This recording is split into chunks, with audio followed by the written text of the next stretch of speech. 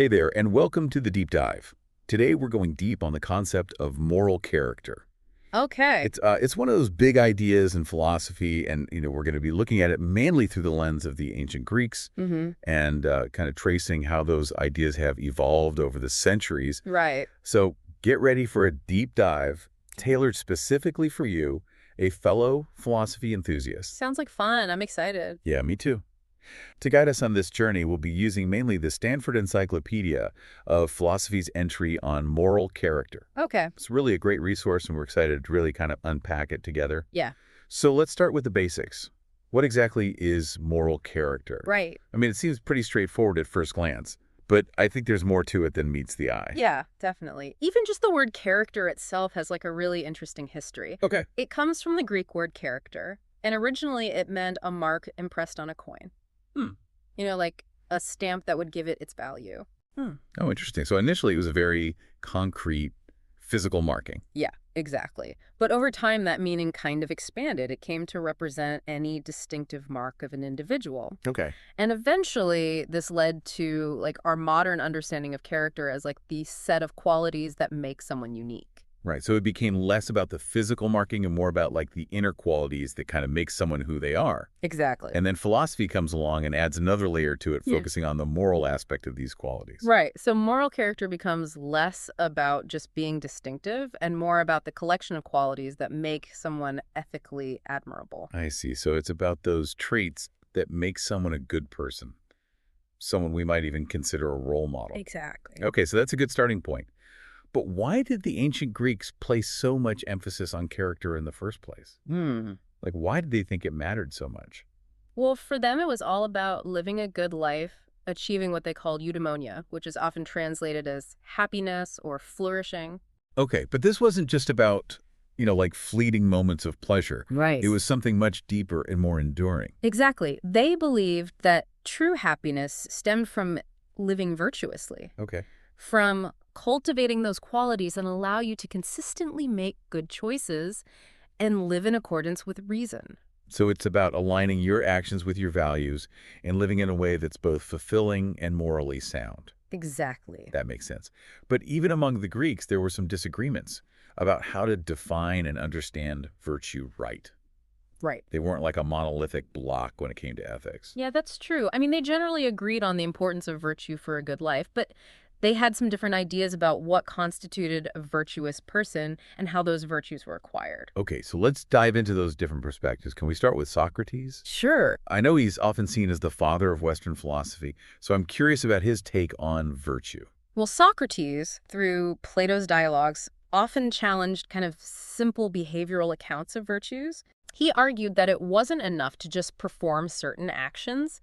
It was about understanding why those actions were right Right. and having the wisdom to apply that understanding in different situations. So it's not just about blindly following rules, Mm-hmm. but about developing the ability to reason well about moral matters and make sound judgments in complex situations. Exactly. There's a great example in Plato's Republic Okay. where Socrates uses this example of returning a borrowed weapon. Hmm. And he says if the person you borrowed it from has like gone mad returning, it would be incredibly dangerous. Right. And so a truly just person wouldn't blindly follow that rule of like, oh, I have to return what I borrowed. Yeah. They would use their judgment to determine the right course of action. That's a great example. It shows that being virtuous requires more than just rote memorization of rules. Right. You need to be able to think critically and adapt your behavior to the specific circumstances. Right. It sounds like good judgment, or what the Greeks called phronesis, is a key part of this. Absolutely. Phronesis, or practical wisdom, is essential for discerning the right course of action in different situations. It's about being able to apply these general moral principles to specific cases, taking into account all the relevant factors and making wise decisions. So in a way, it's like a moral compass that guides our actions. Mm-hmm. But it's not a static compass. Right. It requires constant calibration and refinement as we encounter new situations and challenges. That's a great analogy. It highlights that dynamic and nuanced nature of ethical decision-making. Okay, so we've got this idea that virtue is about more than just behavior. It involves knowledge, good judgment, and this ability to apply moral principles wisely. Mm-hmm. This is making me think of Plato's famous division of the soul into three parts. Right. Did that influence his view of virtue at all? It definitely did. Plato in the Republic argued that the soul has these three parts: Yeah. the rational, the spirited, and the appetitive. And these parts can often conflict with each other. So it's like that classic image of the angel and devil on your shoulders, each whispering different advice. Right. We all experience those internal battles between our desires and what we know we should do. Exactly. And for Plato, true virtue involved not just knowledge, but also the proper training of those other parts of the soul. Okay. The emotions and the desires, they need to be educated and harmonized with reason. So it's not about suppressing our emotions or denying our desire. Right. It's about bringing them into alignment with our rational understanding of the good. Exactly. It's like creating an inner harmony where all parts of ourselves are working together towards a common goal. Precisely. Plato believed that when the soul is in this state of harmony, we are most able to make virtuous choices and live a truly fulfilling life. This idea of inner harmony is really resonating with me. It seems crucial for both ethical decision-making and personal well-being. But I'm eager to hear how Aristotle, who's often considered the most systematic of the Greek philosophers, kind of further developed these ideas about virtue and moral character. Okay. He's famous for his Nicomachean Ethics, Right. right? Yes, and it's in that work where he provides this very specific and influential definition of virtue. Okay. He describes it as a state concerned with choice, lying in a mean relative to us, this being determined by reason and in the way in which the man of practical wisdom, phronimos, would determine it. Okay, that's quite a mouthful. Yeah. Let's break it down a bit. What does he mean by a state concerned with choice? So for Aristotle, virtues aren't just like fleeting feelings or impulses. Okay. They are these stable dispositions ingrained in our character that influence how we make choices. So they're more like ingrained habits of thought and action, Mm-hmm. something that becomes a part of who we are. Exactly. And he emphasizes that these choices aren't random. They're guided by reason. Okay. But then there's this idea of the mean, which is where things get really interesting and perhaps a bit more challenging. Yes, the mean. Yeah. I remember grappling with this concept when I first encountered Aristotle. Can you explain it in a way that makes sense, maybe with some real-world examples? Of course. So when Aristotle talks about the mean, he's not talking about like a mathematical average. Right. He's talking about finding that appropriate balance between two extremes. So it's not about always taking the middle road, Right. but rather about finding the right response for each situation, Mm. which can sometimes be closer to one extreme or the other. Exactly. Think of it like a tightrope walker. Staying balanced doesn't mean staying rigidly in the middle of the rope. Right. It means making these constant adjustments to maintain equilibrium. Okay. I'm starting to see how this applies to virtue. Can you give an example of a specific virtue and how the mean works in practice? Certainly. Let's take courage. Okay. So the extremes would be recklessness, which is excessive courage, and cowardice, which is a deficiency of courage. So the courageous person isn't someone who's never afraid, but someone who can manage their fear and act bravely when it matters most. Exactly. They assess the situation, weigh the risks and rewards, and then act in a way that's both bold and prudent. It's like they're finding that sweet spot between recklessness and cowardice, that point where they can be both daring and wise. Precisely. And finding that sweet spot is where phronesis practical wisdom comes in. It's the ability to discern the right amount of courage needed for each particular situation. So it sounds like developing good moral character for Aristotle is all about cultivating these virtues, finding that mean, and honing our practical wisdom to make good choices. Exactly. He believed that by living virtuously, we fulfill our function as human beings, which he saw as being rational and social creatures capable of making deliberate choices and living in community. And this ties into his emphasis on the ideal political community, right? Didn't he believe that we need the right kind of social environment to truly flourish and develop virtuous character? He did. Aristotle believed that individuals can only fully realize their potential within a community that provides opportunities for participation, education, and the pursuit of the good life. So it's not just about individual effort. It's also about creating the right kind of social and political structures that support moral development. Exactly. He envisioned a community where citizens actively engaged in political life, deliberated about the common good, and were educated to develop their virtues. This is incredibly fascinating. It highlights how intertwined our individual character is with the social and political context we inhabit. Absolutely. And it's an idea that has resonated throughout the history of philosophy, influencing thinkers from various traditions. Okay, so we've explored Socrates' emphasis on knowledge and good judgment, Plato's idea of harmonizing the different parts of the soul and Aristotle's concept of virtue as a mean guided by practical wisdom. Right. But I know there were other important perspectives in ancient Greece, like the Stoics. How did their view of virtue differ? Well, the Stoics, while agreeing that virtue is key to happiness, took a more cognitive approach. Okay. They emphasized the importance of controlling our emotions and focusing on what's within our control, which is primarily our own thoughts and actions. I've always found this Stoic perspective both intriguing and a bit challenging. Mm-hmm. This idea of detaching yourself from external circumstances and focusing solely on your internal state seems incredibly difficult. It definitely requires a different way of thinking about the world. But for them, it was the path to true freedom and tranquility. So for them, happiness comes from accepting what is focusing on living virtuously and not letting yourself be swayed by external events or emotions. Precisely. And they believed that by aligning our thoughts and actions with the rational order of the universe, we could achieve this state of inner peace that's unshakable. That's a powerful idea. It seems like they're saying that true happiness is an inside job, Right. something we cultivate within ourselves rather than something we find in external circumstances. Exactly. And this focus on internal virtue and self-control had a significant impact on later ethical thought, particularly within the Christian tradition. That's a great segue into our next exploration. Oh. How did these Greek ideas about moral character evolve after the classical period? Yeah. I'm curious to see how those seeds of thought took root and transformed in different intellectual and cultural contexts. Well, that's where we see a fascinating shift. With the rise of Christianity and then later secular moral philosophies, the emphasis moved away from virtue and towards concepts like duty, obligation, and moral law. So it became less about developing good character and more about following rules. Mm-hmm. That's quite a significant change. It is, but it wasn't a complete abandonment of those earlier ideas. Rather, it was a reinterpretation of them within new frameworks. As we'll see, the concept of virtue didn't disappear entirely. It simply took on a different role in these evolving ethical systems.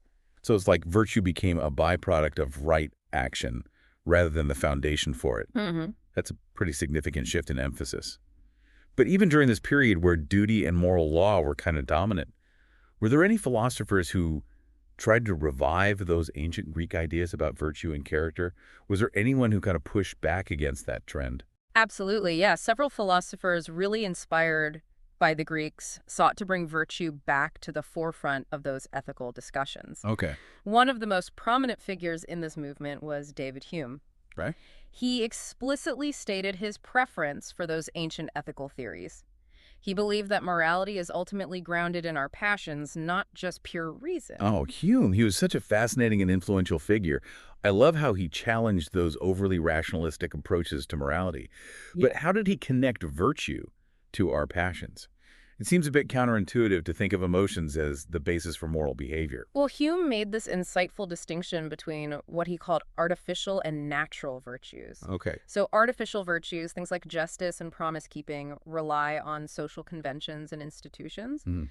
They're essential for a functioning society, but they're not necessarily rooted in our immediate emotional responses. So they're more about maintaining order and following rules even if they don't always feel intuitively right? Exactly. Think about it. Sometimes justice might require us to act in ways that feel emotionally difficult, like upholding a law that we personally disagree with. Right, because sometimes duty and our gut feelings might be at odds. Precisely. But then there are the natural virtues. These are traits like courage, generosity, and compassion. Okay. And Hume believed that these virtues stem more directly from our sentiments and have a more immediate intuitive appeal. I see. They're about our natural inclinations towards certain kinds of behaviors and emotional responses. So he's saying that we have this innate capacity for virtue, that it's not just something imposed on us from the outside. Exactly. And he even suggested that some of these virtues like courage and ambition come from self-esteem, while others like generosity and compassion are rooted in benevolence and concern for others. It's like he's echoing Aristotle's psychological approach, recognizing that our emotions play a vital role in shaping our moral character. Yes. He saw this interplay between reason and passion as essential for understanding how we make moral judgments and develop virtuous character. And didn't Hume also emphasize the importance of sympathy in moral decision-making? He did. For Hume, sympathy was this crucial capacity to understand and share the feelings of others. It allowed us to move beyond our own narrow self-interest and consider the well-being of those around us. So it's like he's saying that being virtuous requires us to develop our emotional intelligence, our ability to connect with and care for others. Exactly. He saw this as a key component of what he called the judicious spectator, this like ideal observer who makes moral judgments from a detached and impartial perspective. Okay. And Hume argued that people who have cultivated the natural virtues, especially those rooted in benevolence and sympathy, are better equipped to take on the role of the judicious spectator. Because they can see beyond their own biases and make fairer judgments. Precisely. They can step outside of their own immediate experience and consider the perspectives and well-being of others. This makes so much sense. It's like they've developed a broader moral vision that allows them to make wiser and more compassionate decisions. Exactly. Hume brilliantly demonstrated how character and moral reasoning are interconnected. This whole conversation about Hume's take on virtue has been so enlightening. Yeah. I'm starting to see how he bridges that gap between those ancient Greek ideas and a more modern, nuanced understanding of morality. Yeah. But I'm also curious about how these concepts of virtue played out in more explicitly political philosophies. Okay. We talked about Aristotle in his Polis, but what about other thinkers who are grappling with the relationship between individual character and social structures? That's a great question, and there were some fascinating perspectives on this, even from thinkers who aren't typically associated with virtue ethics. Karl Marx and John Stuart Mill, for instance, both had compelling ideas about how social structures can shape and influence moral character. Marx and Mill, that's an interesting pairing. They're often seen as being on opposite ends of the political spectrum. Right. What were their key insights on this connection between society and character? Well, both of them, in their own ways, drew inspiration from Aristotle's emphasis on community and the development of our rational powers. Marx, for example, was deeply critical of the alienating nature of labor under capitalism. He argued that the way work is structured under that system prevents workers from fully expressing their creativity, their reason, their ability to make meaningful choices. So he's saying that capitalism, in a sense, stifles our human potential, our capacity for self-realization. Exactly. He believed that this alienation from our work leads to all sorts of vices. Greed, envy, a focus on self-interest above all else. He envisioned a more egalitarian system where workers had control over their labor and could engage in more fulfilling, meaningful activities. So for Marx, restructuring work wasn't just about economic fairness. It was about creating the conditions for moral growth and the development of virtuous character. Precisely. He saw a direct link between social structures, the nature of work, and the cultivation of virtue. And what about Mill? How did his ideas align with this focus on the social and political dimensions of character? Well, Mill was a staunch advocate for individual liberty and social justice. He was especially concerned about the inequalities of his time, particularly the oppression of women. And like Marx, he recognized that these social structures have a huge impact on shaping our characters. Didn't he argue that unequal societies, particularly those that subjugate women, actually hinder moral development for everyone involved? He did. In The Subjection of Women, Mill critiques the traditional family structure, which he saw as a microcosm of unequal power dynamics. He argued that it breeds vices like selfishness, a lack of empathy, and a distorted sense of justice in both men and women. That's fascinating. Yeah. He's making a direct connection between gender equality and moral progress, arguing that true virtue can only flourish in a society that values and empowers all its members. Exactly. And this aligns beautifully with Aristotle's vision of the polisens, this ideal community that provides the necessary conditions for individuals to develop their virtues and live fulfilling lives. It's so interesting how these diverse thinkers, from Hume to Marx to Mill, each found their own way to connect those ancient Greek ideas about virtue to the social and political challenges of their times. It shows how relevant and adaptable these concepts are even centuries later. But did this trend of revisiting and reinterpreting those classical ideas continue? Were there other philosophers who carried the torch, so to speak? Absolutely. In the late 19th century, T.H. Green, a British philosopher deeply influenced by Aristotle, developed his own version of virtue ethics. Okay. He argued that the ultimate good for humans lies in self-realization, the full development of our rational powers and our moral capacities. So once again, we see that echo of Aristotle's emphasis on fulfilling our potential as rational beings. But what made Green's approach unique? How did he build upon those earlier ideas? Well, Green was especially interested in how our moral development is intertwined with our social and political lives. He believed that true self-realization requires us to act for the good of others, not just ourselves. He saw this as the essence of a virtuous life. It's like he's taking Aristotle's concept of the common good and giving it a more modern, socially conscious spin. He's saying that our individual flourishing is inseparable from the well-being of the community as a whole. Precisely. And Green argued that the state, the government, has a vital role to play in creating the conditions that allow individuals to develop their moral capacities and live virtuous lives. He believed that a just and well-structured society could actually help to cultivate better citizens. That's a powerful idea. It suggests that building a more virtuous world isn't just about individual effort. It's also about creating social and political systems that support and encourage moral growth. Exactly. And this brings us to the 20th century and the influential work of John Rawls, who, as we mentioned earlier, really rekindled philosophical interest in questions of virtue and character. Rawls. He's best known for his theory of justice, which is quite a complex and fascinating topic in itself. Right. But how did he connect that theory to the idea of moral character? Seems like a bit of a leap. Well, Rawls, like the other thinkers we've discussed, recognized that the structure of society has a profound impact on the kinds of people we become. He argued that just institutions, those that are fair and equitable, actually shape our wants, our aspirations, and ultimately our characters. It's like he's saying that if you want to create a society of virtuous individuals, you need to start by creating a just and equitable society. Exactly. He believed that a just society, one structured according to his famous two principles of justice, would provide the framework for individuals to develop those virtues necessary for living a good life and participating as responsible citizens. And just as a quick reminder for our listeners, those two principles are the principle of equal basic liberties, ensuring that everyone has the same fundamental freedoms, and the difference principle, which basically says that social and economic inequalities are only acceptable if they benefit the least advantaged members of society. But how did Rawls see these principles as promoting virtuous character? It seems a bit abstract. Well, he argued that by guaranteeing basic liberties such as freedom of speech association and political participation, these principles would allow individuals to freely pursue their own conceptions of the good life and develop their moral capacities. And by ensuring a fair distribution of resources, the difference principle would create a more egalitarian society where individuals are less likely to be driven by envy, greed, and resentment. So he's suggesting that a just society makes it easier to be good in a sense. It removes those structural barriers that can sometimes push people towards vice and creates a more nurturing environment for moral growth. Exactly. He believed that just institutions, by promoting fairness and equality, actually contribute to the cultivation of virtuous citizens. This whole discussion about the social and political dimensions of character is so insightful. It's making me think about the responsibility we have, not just as individuals, but as a society, to create the conditions that allow virtue to flourish. But as much as I appreciate this focus on external factors, it also raises some questions about individual agency and responsibility. If our characters are so heavily shaped by the societies we live in, then are we really responsible for our actions? That's a great question, and one that contemporary philosophers are still debating.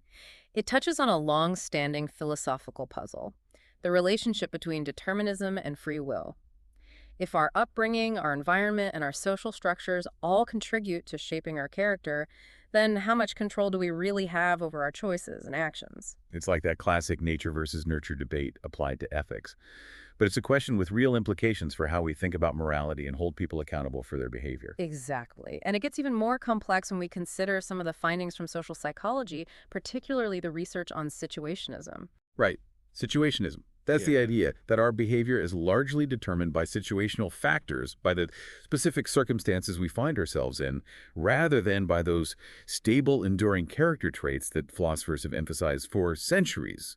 It seems to challenge those traditional notions of virtue and character quite directly. It definitely does, and it sparked a lot of debate within moral philosophy. The key question is, do these situational forces undermine our entire understanding of character, or is there a way to reconcile these seemingly conflicting views? That's what I'm eager to explore, because we've seen how much emphasis philosophers from various traditions have placed on the idea of stable character traits as the foundation for a virtuous life. If situationism throws that whole concept into question, then it seems like we need to rethink our entire approach to morality.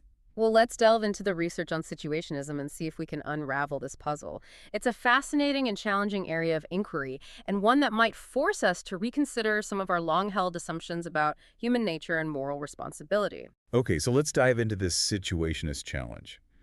What are some of the key studies that have led psychologists to question the power of character traits? Well, some of the most influential research in this area comes from these social psychology experiments. Okay. And one classic example is the DIME study conducted by Eisen and Levin back in the 1970s. Okay.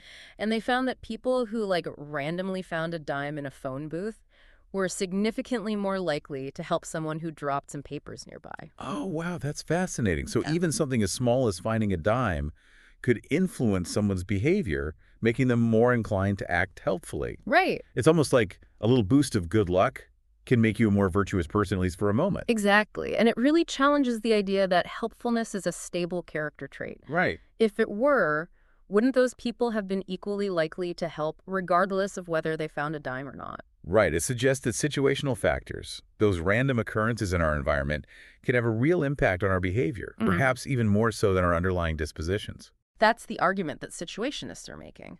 And they have other studies to support their claims, perhaps most famously the Milgram experiment. Ah, yes, the Milgram experiment. Oh, The one where participants were instructed to administer electric shocks to another person, right. even when it seemed like they were causing pain. I remember learning about that in my Intro to Psychology class. Wasn't the conclusion that people are surprisingly willing to obey authority figures, even when it means going against their own moral intuitions? That's right. The study found that a surprisingly high percentage of participants were willing to administer what they believed to be painful, even dangerous shocks, simply because a scientist in a lab coat told them to.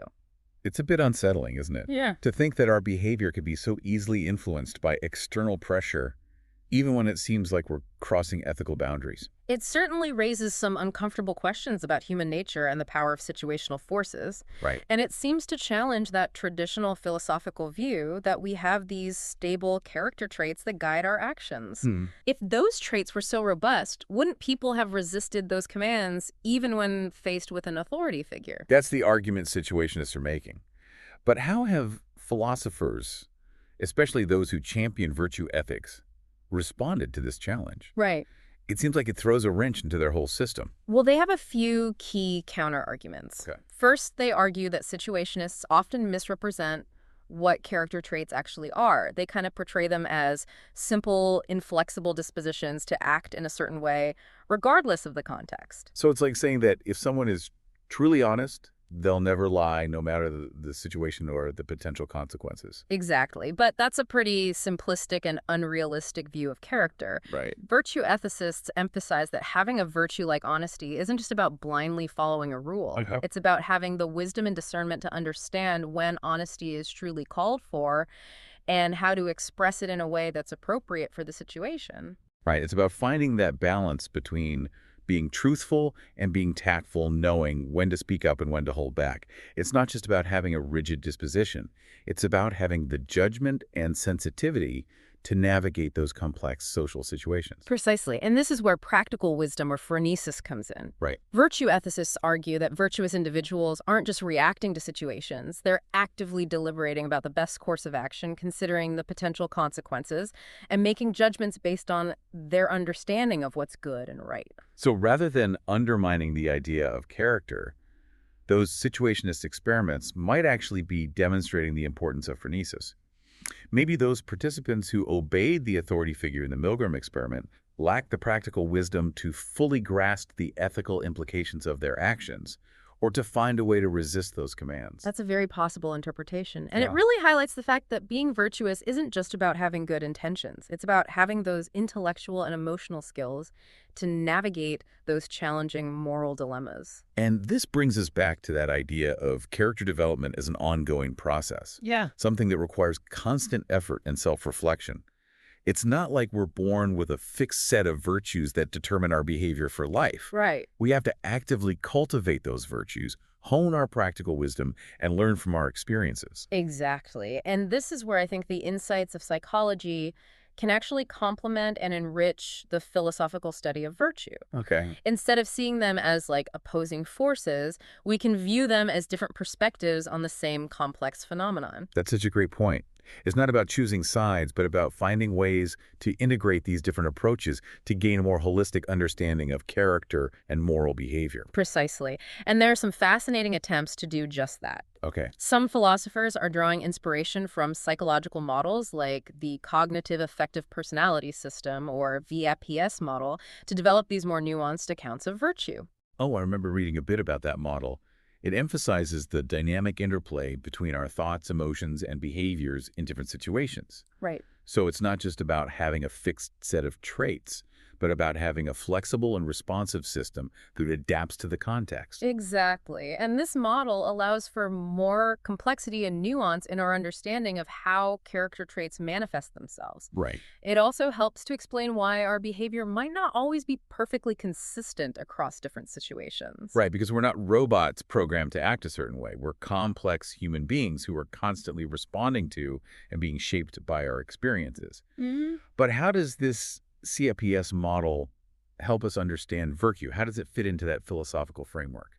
Well, some philosophers are suggesting that we can think of virtues as these enduring dispositions that encompass not just our actions, but also our thoughts, emotions, and even our perceptions. So a virtuous person isn't just someone who habitually acts in a certain way, but someone who has cultivated a particular way of seeing the world, a way of understanding and responding to situations that aligns with their values. That's a really interesting way to think about it. It's like they're saying that virtue is a kind of moral lens through which we experience and interpret the world. Exactly. And this more holistic view of virtue allows for a more integrated approach to understanding character. It suggests that we can study the psychological underpinnings of virtue without reducing it to a set of simplistic behavioral tendencies. This whole conversation has been so incredibly thought-provoking.